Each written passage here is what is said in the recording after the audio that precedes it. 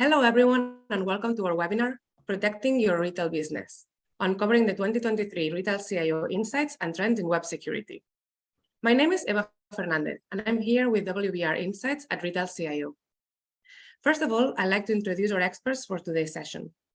Fran, Chief Operating Officer at Seraphine, Sunil Patel, Information Security Officer at River Island, Andrew Johnson, Head of Product Marketing Security at Edgio, and Rachel Dorgan, EMEA Marketing Manager at Edgio, who will moderate today's webinar. Before we start, however, here is a brief housekeeping guide for you all. Please do submit any questions you have using the Q&A functionality at the bottom of the screen. All questions will be followed up on promptly after today's webinar. Please make sure to use the Q&A function and not the chat function, because if you use the chat function, we cannot follow up on them afterwards. The more questions we have, however, the better. So please don't be shy and ask away. Finally, today's session will be recorded, and we will share the on-demand link afterwards. And now, time to begin today's webinar. Rachel, the floor is all yours. Thank you, Eva. Welcome, everyone, from myself and Edgio, as well as Retail CIO Connect. My role is hopefully not to be talking too much, but to facilitate the illumination into the session, into the insights, into the survey, hopefully to get us to stick to time and to extract the most value we can out of the panel that we've got for us all to hear from today. Thanks to the panel for their efforts, and to the Retail CIO team, and for you guys for sharing time and attending today. So what are we going to cover on today's webinar? Well, we're going to talk about the insights and the learnings from the survey, and how by implementing the edge-enabled security, retailers do have tools available to successfully protect websites without sacrificing performance. And as I said, to bring it to life, we've got an experienced panel, which I'll introduce in a moment, and they will bring with them their thoughts and their practical responses to the real issues that exist in the retail world today. So just a quick background on the survey. So the survey was undertaken in Q1, right at the end of Q1, and it surveyed 100 CIOs or similar across Europe to find their responses and their technologies and the processes they're using to protect their user experience. It was all done by telephone. It was compiled by WBR Insights, and it was sponsored by Edgio. So let me introduce the panel and give them just an opportunity to say hello and a brief introduction from themselves. So first of all, Fran Pillar from Seraphine, do you want to just introduce yourself, please? Hi, everyone. I'm Fran, COO here at Seraphine. For Seraphine, I've been at Harrods, and for that ASOS, so a good 20 years or so retail experience. Thank you, Fran. Sunil? Hi there, everyone.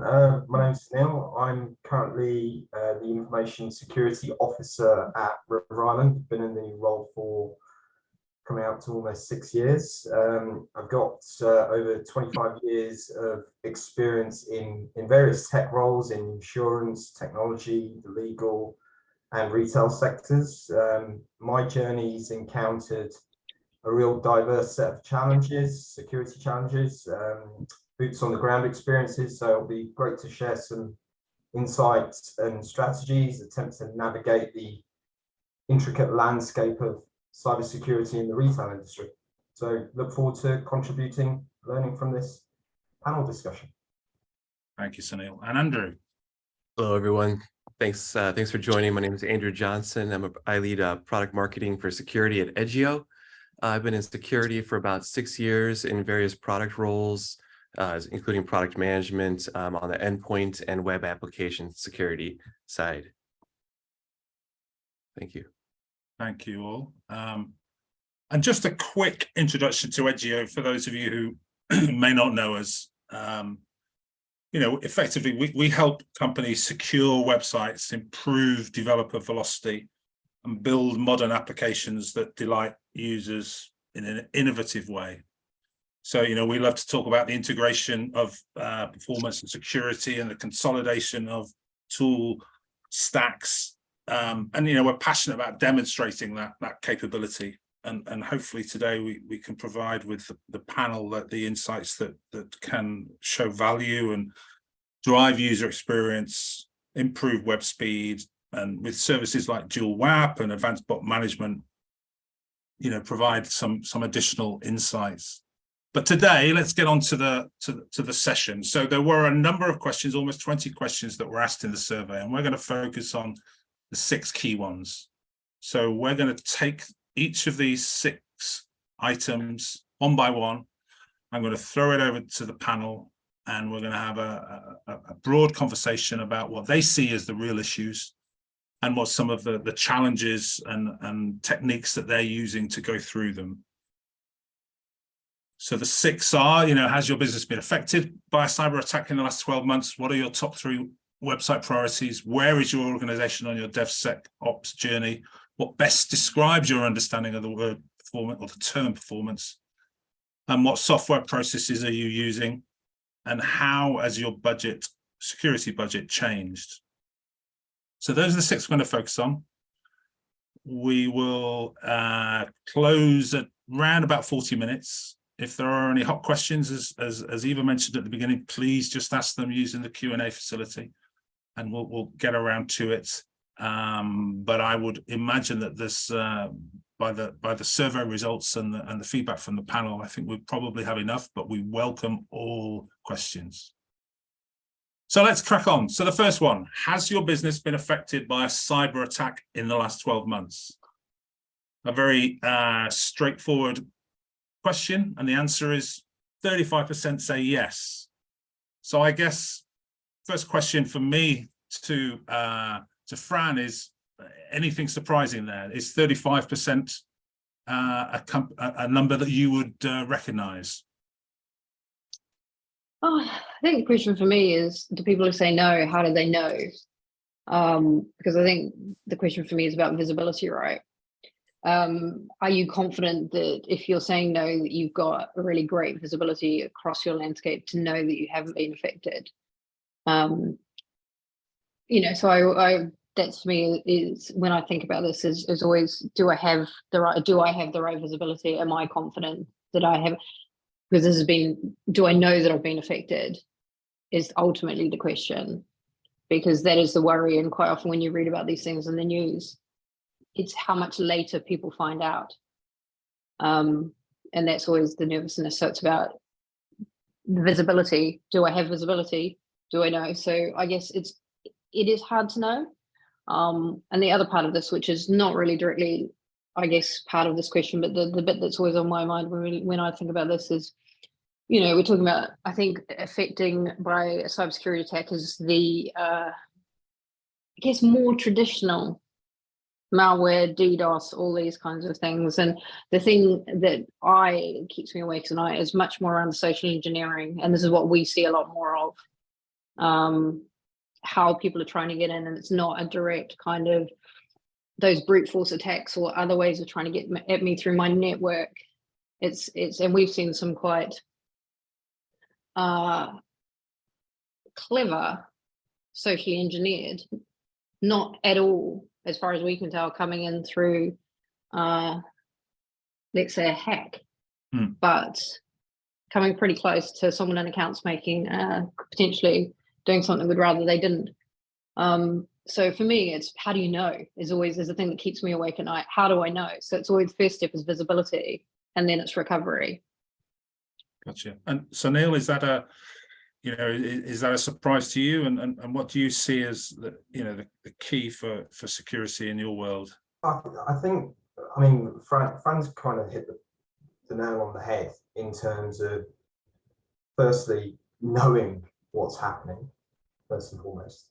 I would also kind of want to quantify what the interpretation of a cyber attack is to the person that's being asked the question, right? Because cyber attacks can vary in scale. You can have something like the Move It compromise on the BBC, which is getting lots of public awareness at the moment, to something very, very small in that respect. As far as the key to site security is concerned, well, I mean, you can split this into a couple of points where you've got the basic security hygiene element of protecting yourself. So, you know, you've got a retail channel, so a secure payment gateway, securing data transmission, pen testing, password policy, protecting customer data, all that kind of stuff, all the traditional stuff that we do by design. But I think also is to have a really clear monitoring strategy around your technology footprint in that area. What are we looking for? Where are our layers of protection? How does this thing bolt together? You know, there have been a boots on the ground story for me is if a compromise does occur, okay, well, how does this thing work? This thing that generates us money, revenue, fulfills a proposition to a customer. How does this thing actually bolt together? Where are our key assets within this technology that's making us money? It's my starter for 10 in all of this. Are we doing the basics brilliantly? That to me is the key for it. I think the only other point that I would make is also having a really solid relationship with your exec leadership when it comes to risk management, telling them the truth, telling them how it impacts them from a business perspective. Is there a risk to customer? Is there a risk to revenue? Quantifying it in that way resonates with that audience. And I think that's really, really important. And just having the bravery of putting your hand up and saying, hey, I need some help here because I think there's a tangible risk to our business. Yeah, and I guess, you know, the retail sector is one of the most affected from a cyber attack. So it's no surprise, as you say, in one way or another, you know, 35% have been experienced a breach. Yeah. Andrew, from your side, does this seem consistent with what you're hearing? Yeah, I mean, I think everybody would agree that it's more of a matter of when than if. You know, people out there trying all the time, but Fran and Sunil made some great points, you know, in terms of observability. I like taking it back to the basics, right?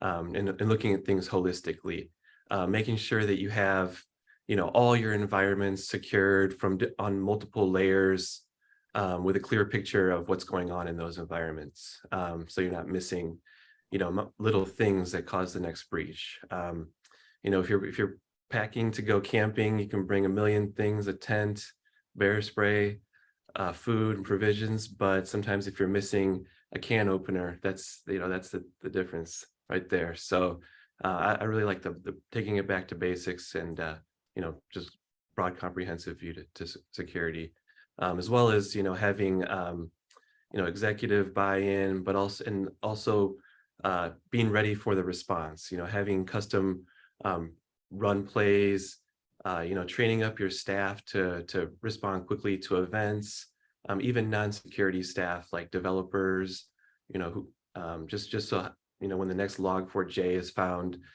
so they can be ready to help with testing, not putting it all on the security team. So, yeah. Just to add to Andrew's point, do not underestimate good old-fashioned threat modeling as well. What can get us? What could potentially get us? And that drives confidence with the people around you and the people I report into. I've thought of all these potential scenarios, and these are the controls in place that is going to raise a red flag to tell us that something nefarious is potentially happening. Now, if there's one that we've missed or just simply not thought of, then sometimes unlucky, you know, that's the way that it goes, because you just never come across that scenario. But showing the fact that you've thought about these things instills a level of confidence that effectively potentially could mean more investment, more backing, for one of the better phrase. Okay, yeah, thank you. I mean, I know Andrew, you often talk of your confidentiality, integrity, and availability, the kind of CIA term. But so thank you for that. Let's move on to the kind of next subjects, and I think this will kind of broaden it out. And the question to the CIOs was, what are your top 3 website priorities for the next 12 months? And this was a broad range of answers, but the kind of top ones were, about increasing conversion rates, improving development agility, and website accessibility. Sunil, does this match with what you're seeing? What your priorities are? I suppose finding the right digital talent wasn't far away. Does that ring true to you? I think we could probably talk about this topic for the next hour and still not come to any foregone conclusions. Not wanting to put a downer on this session, but we as a business and as a society in general, we've had a number of challenging years due to a multitude of events such as the cost of living crisis, the war in Ukraine, the pandemic, interest rates going up. I mean, these events impact our ability to spend ultimately. So based on the data, it's, I know we as an organization are thinking of every single opportunity to make our consumers spend and part and spend their hard-earned cash by making our propositions more attractive, by selling more stuff, by improving the probability of conversion, enhancing the digital channel, maximizing the site uptime, performance, reliability. So these results really, they don't come as a shock to me, in all honesty. Yeah, I think the digital talent piece is interesting. Is very, very interesting. I think that this is where, I mean, I'm currently trying to recruit, and I'm not looking at finding anyone anytime soon. There's a real scarcity of talent out there at the moment. Yeah, Fran, does that link with your current experience?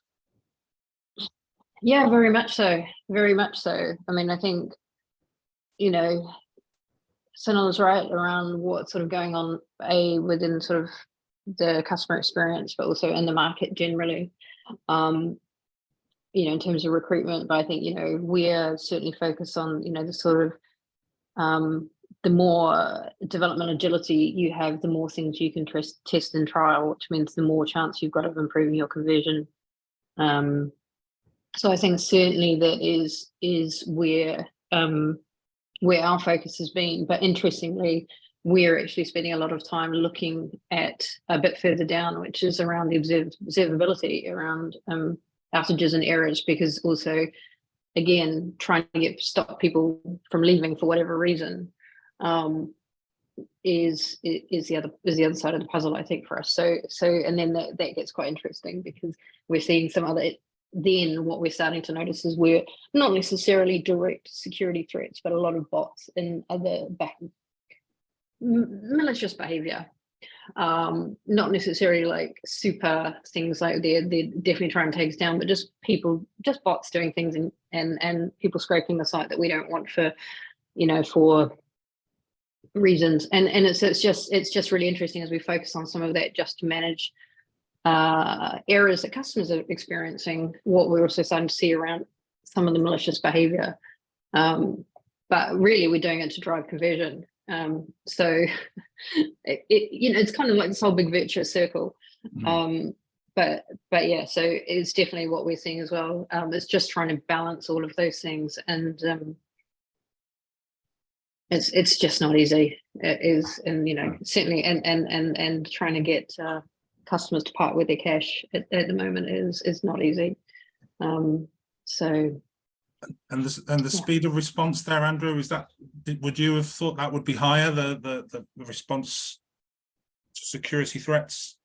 Yeah, that's very important to be able to do. It's hard to do when you're short-staffed and everybody's got a lot of alert fatigue, to Fran's point. So, increasing automation, using solutions that have proper alerting capabilities, to cut down on that noise. Maybe consolidating systems to simplify things can reduce the burden on teams.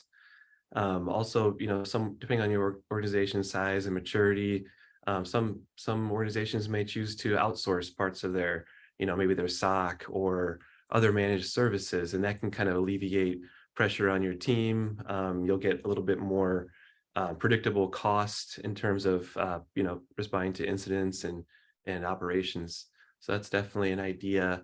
I heard some kind of interesting ideas recently. Obviously, we know there's a huge gap in talent and in manpower and security. I'm probably not going to fill it anytime soon. So, it's very important to keep who you have. So it's important to establish, a program and a path for advancement. A lot of times people come in as a security analyst and leave as a security analyst. But it's really important to help them progress, invest in training, and things like that. Also, another idea that I heard recently is, instead of trying to find unicorn candidates that have exactly the experience you want, you might look a little bit outside that.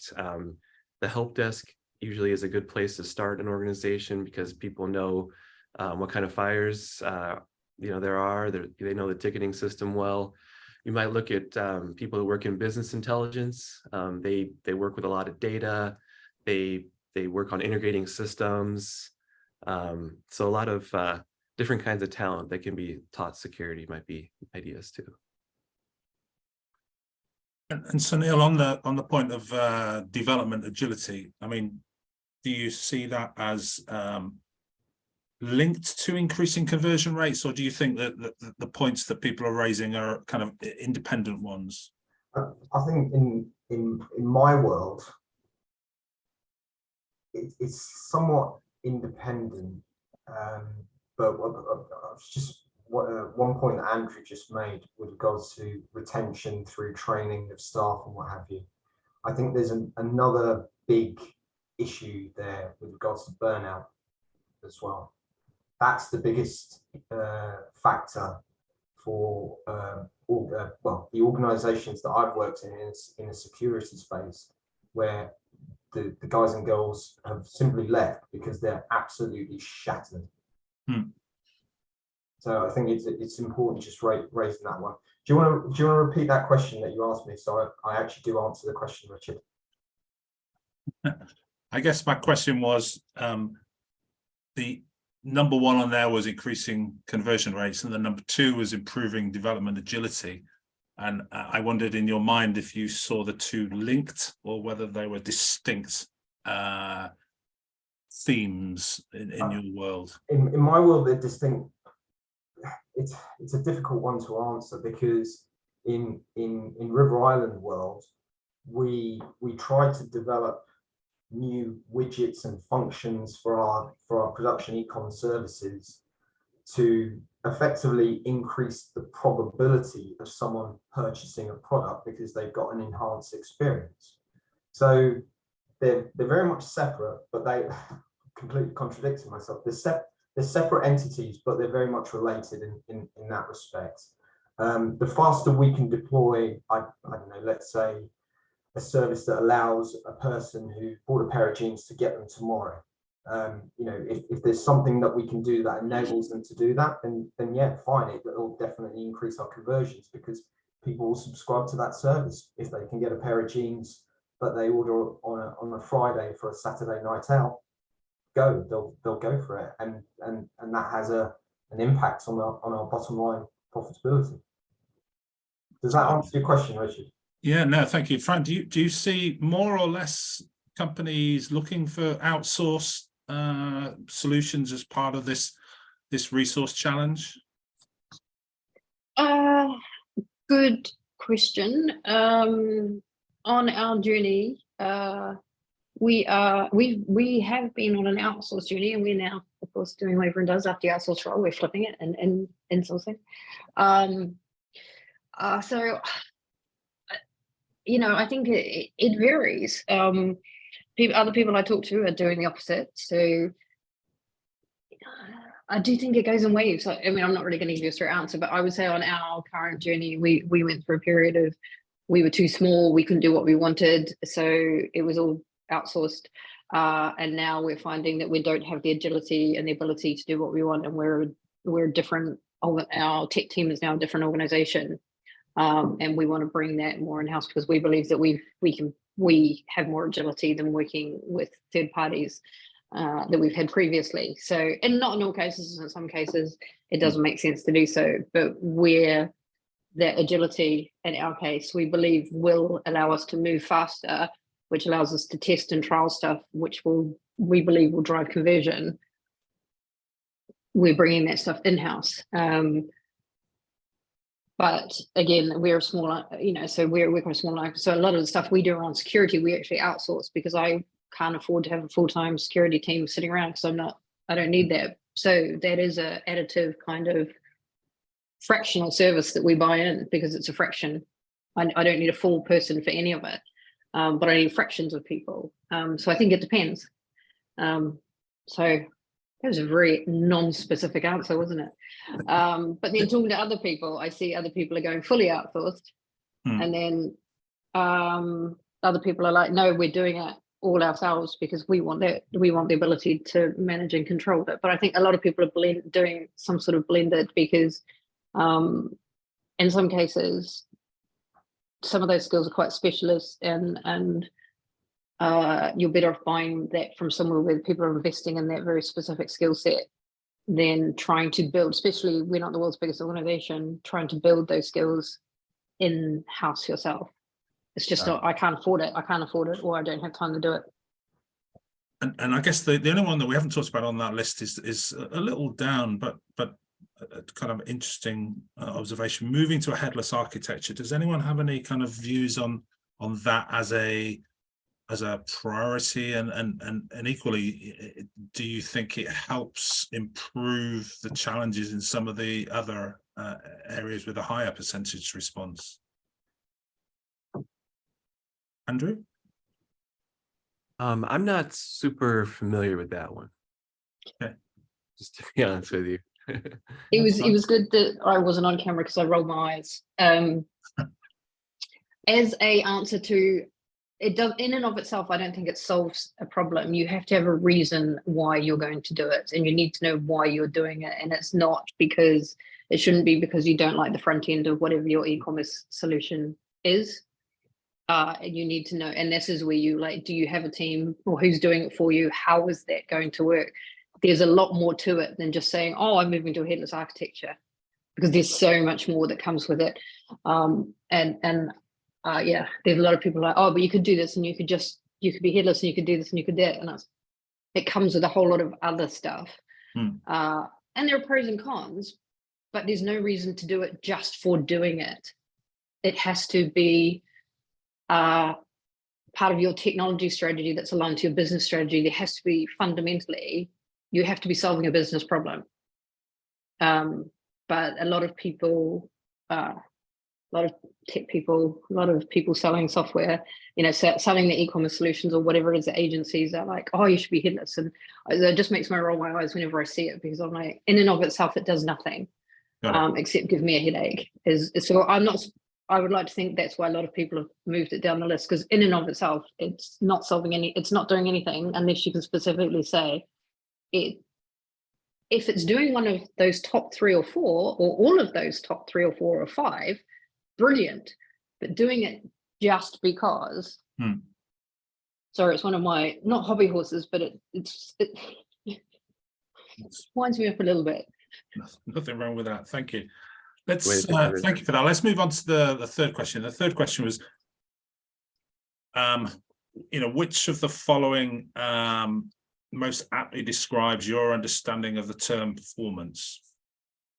And I guess that there was an easy out in this answer, which was it's a combination of all 3, but within that, it was the speed of response to security threats, speed to make updates to the website, and the speed of the website itself. Sunil, do you think it's always that balance that is the right answer to how is the website performing? Is it always that answer, a combination of all 3? I'm going to sit on the fence and say that it is a combination of all three. I mean, the speed of the website, yes, isolated, you can benchmark and test and establish a marker, for want of a better phrase, but you know, internet speeds vary, so it's a real tricky one to kind of hedge your bets on. My kind of view on performance is that it's more than those three.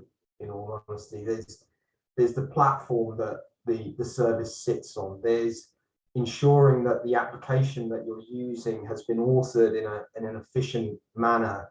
The whole QA process of what you're using to sell your wares, you know, establishing those benchmarks, testing in the real world in comparison to testing in isolation. I think everyone here knows that those are two completely separate things.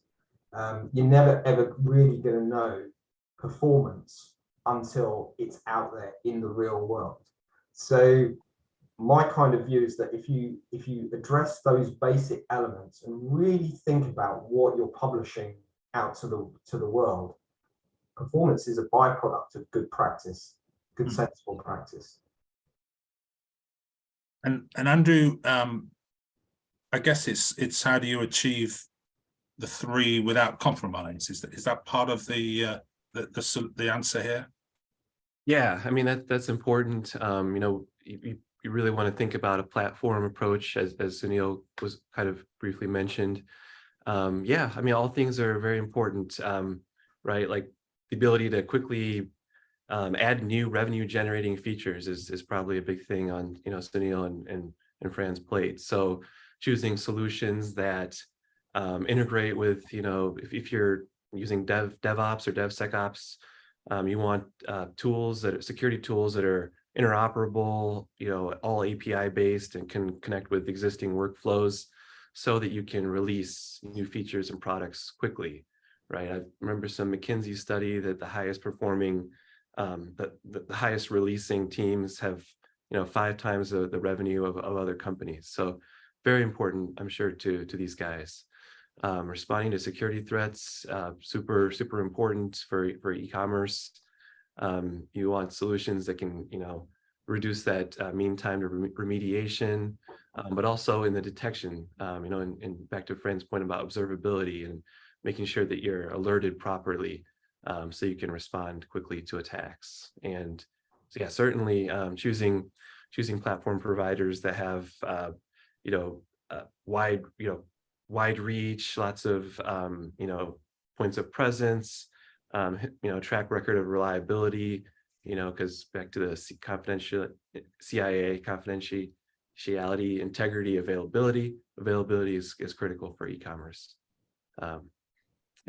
And Fran, when you're doing a monthly report, you know, which of these do you think the broader company views as the key to performance, or the most apt description of the term performance? Do people tend to sort of default to, you know, the speed of the website, do you think?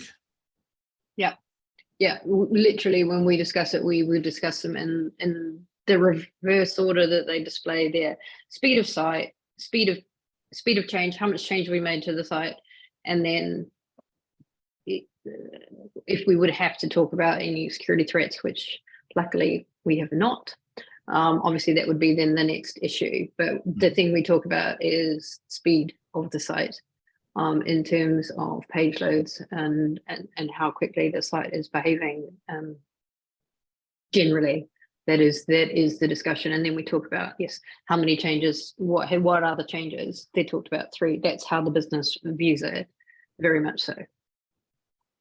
And Andrew, just circling back on bot management, I know it's a very specific point, but you know, is that part of the answer to this challenge? Yeah, I mean, automated threats are a huge challenge to retailers, as we all know. Right, they're constantly scraping websites, maybe denying inventory to otherwise paying customers. They're trying to log into the site and make fraudulent purchases and things like that. So yeah, having strong bot management is key. There's also good bots that are critical to e-commerce success as well, you know, to index your site in Google and things like that. So effectively and accurately letting the good bots do their work. But it ties into performance as well, because, you know, these automated bots can clog your, you know, site traffic and you know, take your compute and bandwidth power too, making your site slower and costing you money. So bot management's a very big critical piece today. I think there's one important point there to also make. There's a direct cost potential as well, especially if you're applying elasticity on your cloud-based platform, for want of a better phrase. If it's being absolutely hammered and it scales automatically, then that's a cost somewhere for illegitimate traffic. Absolutely. So you're paying for the bad bot to visit, you mean? Yeah. Interesting. Yeah. Thank you. Okay. Thank you for that. Let's move on to question 4, which is quite a specific one, I guess. But you know, we hear more and more about the kind of DevSecOps journey, and the question posed to the community was, where is your organization on your DevSec journey? Probably the broadest range of answers, from, you know, there's really not a lot of between all of the 4 answers. You know, it's separate. They plan to keep it that way. Plan to move towards integration in the future. It's an early stage, but you know, we're starting to collaborate, and it's an advanced stage, and we're integrating and automating security. But I guess what that to the uneducated such as myself, that kind of views as there's a lot of people who are thinking about it, but it's still relatively an in progress journey, rather than necessarily one that has a hard and fast path defined by the respondents. Fran, any commentary on that? Is that a hot subject for, as you perceive it, or is that one of many? It's a topic that I've heard being spoke about, but isn't not a hot topic, I would say. But what it does, I think, is it flags me as something really interesting. What I think about security and risk anyway, is that it always seems, or traditionally has sort of sat off to the side. You have a cybersecurity team, or you have an IT security team, and they deal with everything that's related to IT security. So you don't need to worry about it because you've got an IT security team. Kind of, that has always, in, you know, certainly much years ago, that's what it sort of felt like. And so, you know, people might say, oh, we're secure by design, or we're secure from the start, or whatever it is. But I'm like, what does that actually mean? And do you see developers? How do the developers think about it? And so, you know, I like this because I think what it's saying is, and we want you guys to be thinking about it. And for me, it's about how do we talk with our whole IT teams, and actually how do we talk about the whole business about risk? And, you know, it comes back to what I was saying at the start about social engineering. But some of it we need to manage in a very IT and an engineering way with tools and other things. But some of it is we just need to think about the risk, and we're all responsible in our own ways for things that we can do. And so what are we talking to about our engineers and our IT, you know, our network engineers and our software engineers and our QA engineers and everyone about security, so that they're thinking about it and it's not an afterthought? Because even now, years into my career, I still see people thinking, they're like, oh yeah, we haven't really done anything. You know, like you can see it's still an afterthought for people. So anything to me that shifts it, even you can have all your architecture and principles, secure by design, however you want to dress it up, we're still doing it quite late in the process sometimes. And for me, anything that means that it's all going to be embedded into ways of working and thinking is great. But even now, you know, we can give it a fancy name, a new fancy name, but really it should just be part of everybody's day jobs.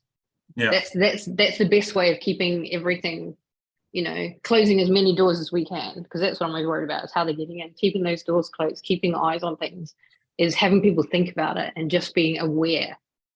So that's kind of where we are, is much more how can we do that, as opposed to just leaving it for your single security analyst over there to be like running around trying to make sure that everyone is doing all the right things. Well, no, you do the right thing. You think about it right from the beginning. Maybe the question I should have asked, Andrew, is the DevSecOps journey. What's the end? What is the, when we get there? What is it? And you know, if you're not on it, why is that such a bad thing? Yeah, I mean, I assume that most people are at least incorporating parts of DevSecOps into their practice. I think it's a big buzzword for sure, but I like the point that Fran made about putting security earlier in the process. Like traditionally, security is kind of thought of as like a blocker. You might run it at the end, and if something bad is found, then your release is delayed. That revenue generating feature is delayed.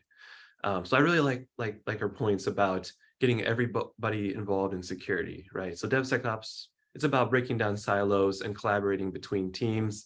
Having everybody have at least a minimum understanding of security, so they can develop more secure code, respond to incidents, and ultimately just release features faster. So yeah, I think I forgot exactly if I've answered the question or. Yeah, no. And Sunil, do you is this something that is hot on your agenda? And I guess part of it is, is there a purity to the world that exists at the moment, or are people just getting on with it?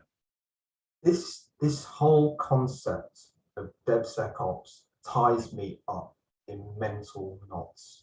It really, really does. I totally see the benefit in DevSecOps. I get why we should do it.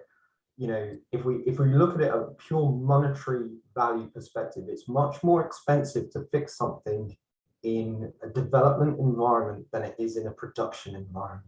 At the end of the day, you can boil it down to pounds and pence. Ultimately, the first challenge I faced was the lack of trust between the security function and the development function. Hey, we know our jobs. You can just vet us at the end when we deliver something to you. Breaking those, as Andrew rightly said, breaking down those silos and actually stepping into their world and understanding how they work, understanding their mindset, understanding how they deliver, understanding the pressures they're on are absolutely important. It's that old saying of walking the person's journey in their shoes first and getting a real view on it. I think automation definitely has its place in the delivery pipeline mechanism, because we can't inspect every single line of code that is generated. We can't do the testing. We're just spreading ourselves way too thin. So there needs to be guardrails and gates all the way through from the ideation phase to an actual deployment into production. That's what my view of DevSecOps is, and it's a little bit of a nirvana view, but I don't think it's impossible. So that's the first point. I think the other worry that I've got is that, and this goes back to that whole piece about the skill shortage. Engineering and security engineering, they're rare skills. I don't, I'll be perfectly honest with everyone here that I don't have that low-level developer knowledge. I have if someone put me in front of a machine and told me to code, I could probably get away with it, but I don't have that level of knowledge. So having that expertise to kind of advise me and say, hey, look, this is where we're failing, and this is what we need to do within our deployment journey. That's a difficult circle to kind of square off, because the skills are so rare. So we're having to rely on the engineering capability that we've got and the tools that are in place at the moment that have to decipher the information coming out, because the engineering capability in our organization is under so much pressure to deliver value. So it's a real it's a real challenge. Let's just put it like that. I feel like this is a cathartic therapy session on DevSecOps now, which it shouldn't be. Okay. Thank you. Let's. I'm just a little conscious of the time, and this one is an interesting one, which is, you know, which software processes are you currently using to protect against cyber crimes? You know, basically everyone is using everything. Is my innocent view of this, and you know, Fran, I guess, you know, lots of tools and processes, and understandably so, lots of challenges and lots of individual challenges. But I mean, do you see, as Gartner does, like a consolidation going on, or you know, do you see point-specific solutions for point-specific challenges? More complex. Well, I guess it depends. You know, I think there is case to be made for consolidation where appropriate, but having more tools isn't necessarily the wrong thing. It depends if it's bringing in unnecessary complexity, and you know, you've got more tools and you've got the organization to manage it. Every so often, my CEO gets sent some great marketing email from someone. It's like, oh, look, you can have all these amazing things. And I'm like, that's tremendous, but I've got no one to do anything with that. So what's the point of having a tool that I can't? The tool's great, I'd love it, but I don't have enough people to then do whatever I need to do following on from that. So why don't we just stick with the really simple basic tools that we've got that do the job, you know, kind of thing. So it's the same thing. You've got to have the, you know, the right tools for, you know, everything's got to be right sized for organization. That always just sounds like an easy get out of jail free card, if you like. So, I mean, one of the things we are doing is we're going and consolidating because we have too many and we don't have enough. It's too hard for us to manage. And when you do have an issue, going around the houses to try and work out what they're all telling you is just, when you're under pressure, isn't ideal. So we're looking at what can we do to consolidate some of that, etc. But I will tell you, the one thing I am surprised on this is that only 67 people are using TLS encryption, which I thought was quite surprising. So I would be curious to know what the other 37 people are doing. But anyway, we move, you know, whatever. But yeah, so I think it's different tools for different people. Yep. Maybe, you know, different, whatever people in that organization, those organizations may have some other tools that they'd be using instead. But yeah, I think it's what's right for the organization, but certainly for, you've got to have the right team and the right structure to manage what you've got. And for me, when you've got an issue, you don't want to be going around the houses trying to figure out where to get the information to work out what your problem is sometimes, and try and get like all to be reading a lot of different things to try and work out what's going on. Wasn't the one for us. So we're doing a bit of work to try and consolidate down on some of those tools. Yeah. I'm going to skip to the next one because we've slightly behind, but if we can have a kind of quick answer to this one, even though it's a massive subject. How has your web security budget changed? And unlike most surveys these days in terms of, you know, budget, this is suggesting that you know, more money, which I guess that's great. But you know, there's equally quite a lot that it hasn't moved at all. So you know, in 1 minute or less, you know, more attacks, more pain, more challenges, a little bit more money. Sounds like a problem to me. Again, from somewhat of the outside. Sunil, is that how you see it? You know, it's about working stuff a little bit harder and trying to get creative with some of the solutions. Yeah, I mean, this year for me has been very, very interesting. We have a CIO who comes from a .com background, so and a very well-known .com that he was leading, and he gets it. So at the start of the year, it was a case of, right, what have we got? What are you worried about? What do you need? So it's very much a pragmatic, right, this is our current position. Here's the risk register. This is what we need to be going after. And it was a very straightforward conversation because secretly he had a list as well, and both our lists aligned. I don't know what would have happened if they didn't. I probably wouldn't be having this conversation with you guys. But they both aligned, and whenever I've asked for funding, there's been a very high probability that I've got. Well, I've got it to call it as it is. But that's not to say that we're just buying the latest and greatest. Every single purchase that we make must show value. That's what it boils down to. It's got to show tangible value, and it's got to show output that I can put in front of a leadership team that makes sense to them. And it's all got to be linked back to a business objective, whether that be protecting the customer, protecting the brand, protecting the revenue. Fran, I'm guessing that's pretty similar with you as well. Yeah, pretty similar. I mean, I joined a couple of years ago, and we had a pretty big budget increase in my first year. So our budget has stayed the same this year. Last year, I don't know what year we're in anymore financially, but our budget has stayed the same because we had a pretty significant increase in my first year. But like I said, we have sort of reshifted how our tooling has worked and everything, so we're sort of staying within that. But yeah, year one, my first year, we had a massive increase in budget.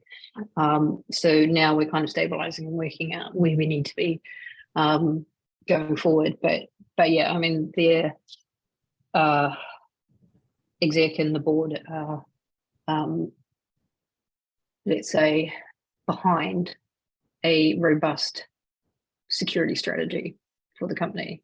So that absolutely helps in terms of making sure that we've got what we need in that area. So, and Andrew, as a potential supplier to this kind of world, are there any unicorns available out there to help save the budgets? Well, I don't know about unicorns, but just to some of the points earlier, like Sunil mentioned, due to a lot of factors, we're online more.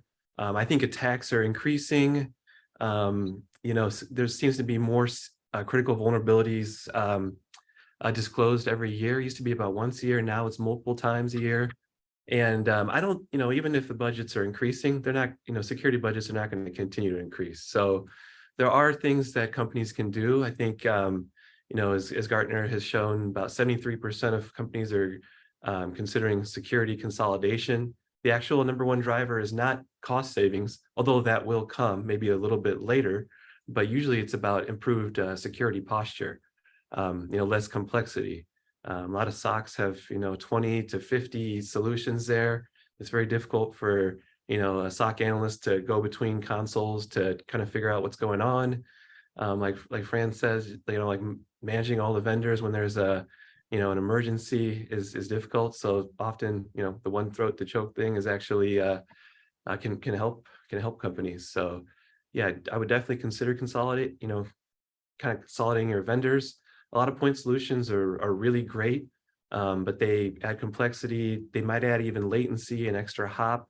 When you're building a modern service or site, you have all these different solutions working. So cutting down on the number of moving pieces can actually increase performance too. So there's a couple ideas.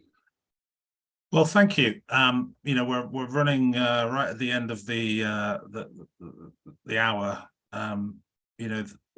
I guess what our potential role in this. We started off as a CDN provider, so we have a huge global network that delivers content around the world, and in 21 and 22. We acquired edge application delivery company called Layer Zero. We merged with a company called or acquired a company called Edgecast. So but the reason we're called Edgio is that we see that the building, securing, and delivering together at the edge is where we think that we can add value. and we kind of get the importance of consolidation as well. And, that's why our security platform, of which there's a slide there, it's unified, it's multi-layered, it's got web application API protection, it's got WAF, and, lets you test things against real product traffic without downtime. So, we hope we have, through talking to you guys and sharing the insight of an extremely valuable and insightful panel, provided a couple of thoughts on, yes, there's lots of challenges out there, but there are solutions, both the ones that you know about and others. I'd like to thank Fran and Sunil for their time, both in preparation and in the conversation, which I've enjoyed thoroughly. And we hope that people are a little bit more informed about the challenges and maybe one or two solutions out there. So and thank you to the Retail CIO Connect team as well. I appreciate everyone dialing in, whether it be live or on demand, and thank you again.